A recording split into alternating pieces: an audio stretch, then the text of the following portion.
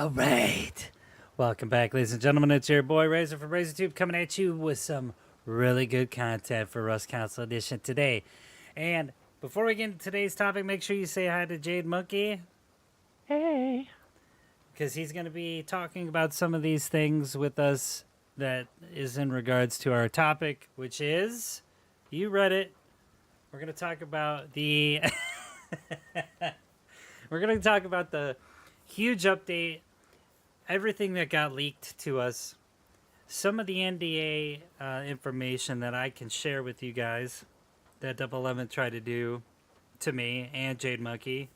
So, and then, excuse me, we're going to evaluate that roadmap and look at all the content that's going to be coming to us on the next gen version of Rust Console Edition. All right, so hit that 7 like button, B. All right. So, like I was saying, we're going to bring this roadmap over so Jada and I can talk about this. This might be a little bit of a lengthy video. I'm just warning you ahead of time. So, get some popcorn. We're going to talk about exactly what has happened in the last couple of months to myself and Jade Monkey. I guess, you know what? Let's start with the NDA.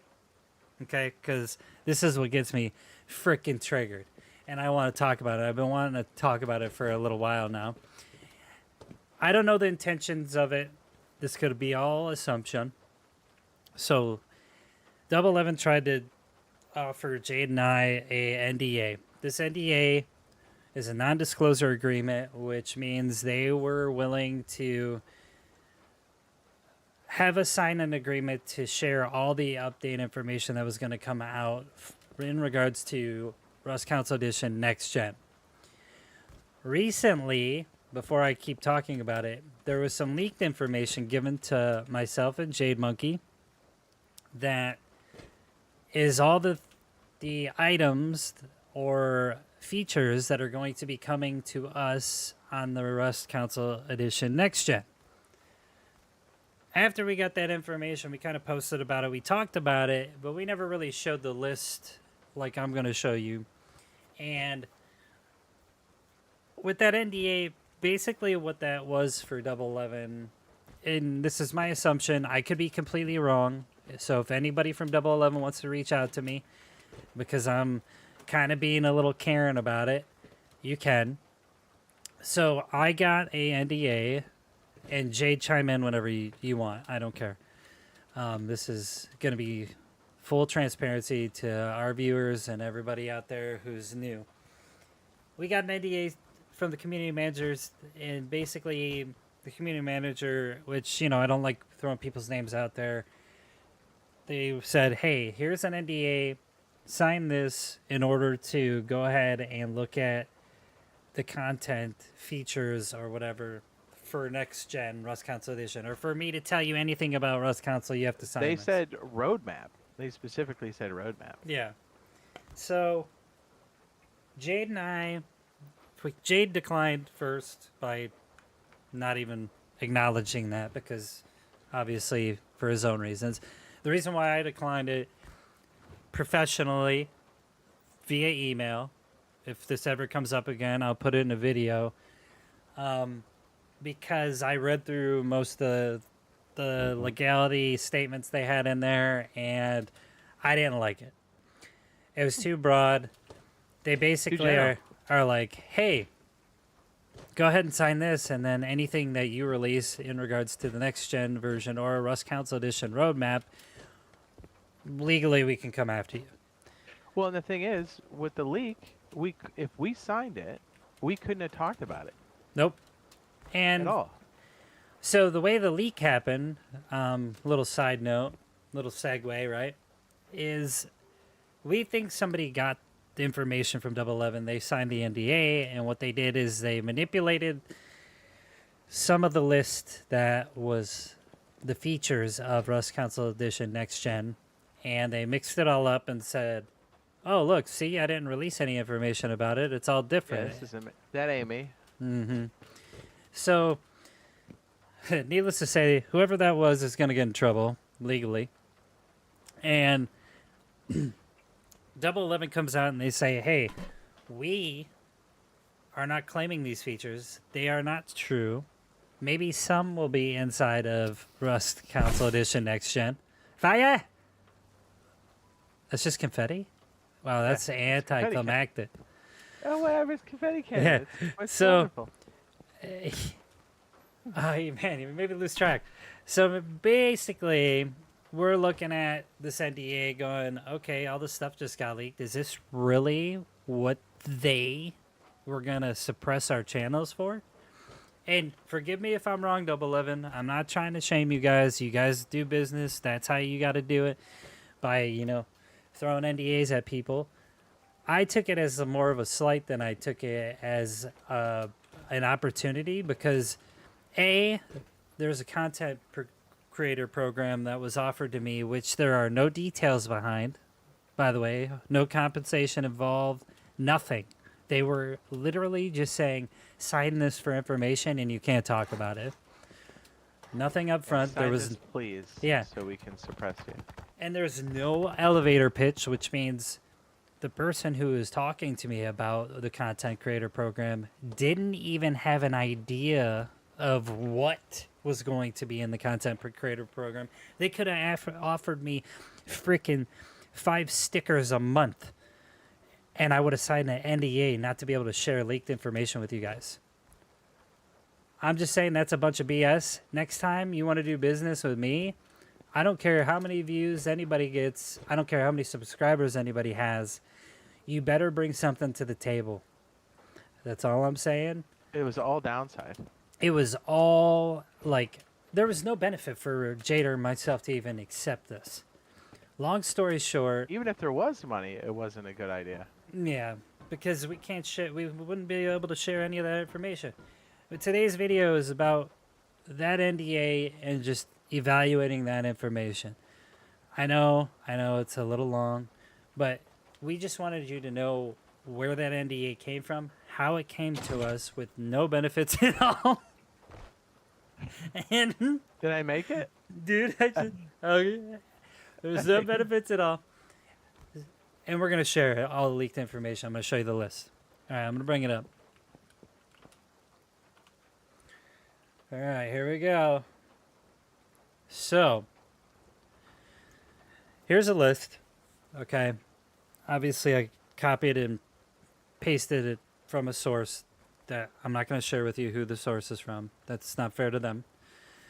But it says New Gen Rust Console Edition components.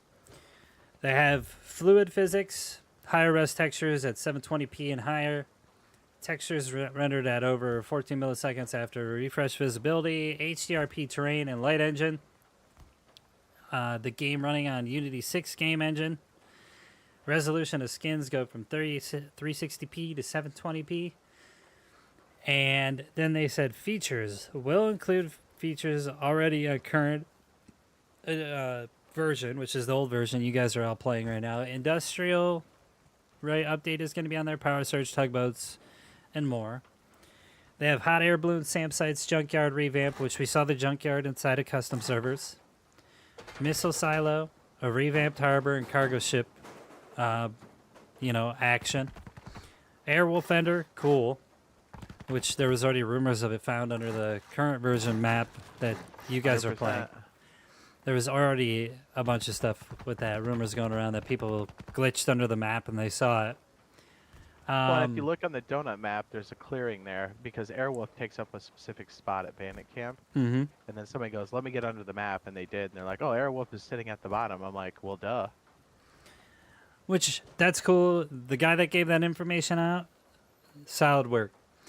The skin sets for building, they're going to get the Adobe Frontier and the shipping container. Customizable maps for server owners, more server providers, changes in PEGI to support automobiles and motorbikes. Outpost will be customizable. Server plugins, which are pretty freaking cool, which means mods will be coming. But approved only. I'm assuming by 11. You got to submit something and then they kick it back to you. This at the bottom here, I think this was a hoax about finding it in the Microsoft store to throw off 11. because this person shared this information with a lot of people. So we're going to start from the top. When you're looking at this, because remember, they're going to charge something for this game, whether you own it or not. If you own it, they'll give you a discount. If you don't, you're paid full price. Fluid physics. I'm going to be honest. I don't know how many minutes I am in, but I really don't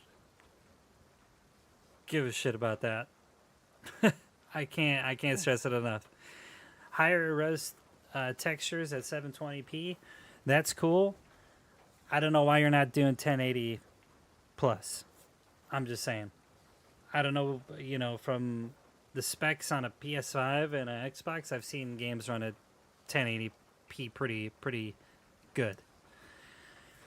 Textures rendered, I don't really care about that. I mean, it's just kind of how everything pops in as you're going around the map. Cool. HDRP terrain and a light engine, I think that's pretty good. Currently on PC, they're running HDRP terrain and light, and it looks awesome. It's what you guys see in all those content creators' videos, that make movies and stuff.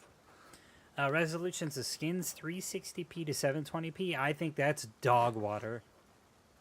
If I'm going 1 to 10 out of that one, I think that's a solid fat one. I think you could bring the skins in at 1080p. That's just me. I know the hardware could do that inside of our systems. Why not give us what we paid for? High-res skins for the game we like playing. When it comes to, like, hot air balloons, I think that's awesome. Okay? Hot air balloon, any verticality in this game is a good thing. The only bad part about this, and the reason why I'm going to say and contradict what I just said, the reason why hot air balloons is going to be crap is if you have SAM sites and you're able to put them on bases and you're riding a hot air balloon in the air. Oh, you're dead. You're dead. In game. So that makes no sense. If you're going to put hot air balloons in with SAM sites, you're literally making hot air balloons useless. So is it cool that we got something to go and top-down raid? Great. You better reach 30,000 feet or you're getting clapped by SAM sites. Yeah, but the Airwolf is implied that all the other air vehicles... yeah, allegedly, right? It might be in, it might not be in. We don't know. It might be part of it. It may not be all of them. Mm-hmm. Yeah. And remember, this list was leaked to us, so we can't really say this is going to be in the game. But on the new consoles, you can run all this stuff. SAM sites are literally something that just sits on a base and spins around and shoots projectiles. Everybody shoots AKs. Everybody shoots rockets. It can happen. Now, Junkyard. Here's why Junkyard's important, and this is probably one of the best features to come with it. And hopefully it comes out at release. Cars. I mean, it suggests that cars are going to be coming out, right? That's a big, intricate part of raiding and moving around the map, other than a frickin' horse. So hopefully that's a thing. I think that's one of the amazing features that's going to come out. Missile Silo, I don't care about monuments. Quit monumenting me. When it comes to the revamped harbor and cargo, awesome. Especially for solo players, only because if you can't get a boat on the cargo ship's got to stop somewhere, right? You can hop on that way. I think that's a good addition. Airwolf Vendor, obviously, Jade said it. That suggests minis and scrap helos. Either one or both, who knows? We don't know which one's coming. The Adobe Frontier and building skins, obviously that's always a plus because you want to kind of customize your base, right? All the other stuff on the bottom of the list, besides server plugins, I don't care. I just don't care. Maybe the little bit about changes in PTG to support automobiles and motorbikes, because that would be sweet to have a motorbike. But ring roads, yep. that kind of thing. That's cool. We already have some of them. So, as far as I'm concerned, server plugins is a solid move. I think having mods for this game on our console would be great. But, you know, after looking at all this information, if we're going to get charged for this game again, even if it's half price, if this is the only thing coming, and let's just say the Airwolf Fender is kind of hit or miss, and they don't bring it right on release, not worth it. If they bring Cars, though, with it, it would be worth it, I think, because it's a really customizable, and you can, you know, do modules and stuff on there. But I mean, when you look at all this information and you think about the NDA story I told you, I mean, it's like I would have lost twice on this. I would have lost on content that I couldn't talk about, and then now I'm losing because I'm going to get a discounted version of the game I like playing, and you're only going to bring mediocre resolution with skins and textures.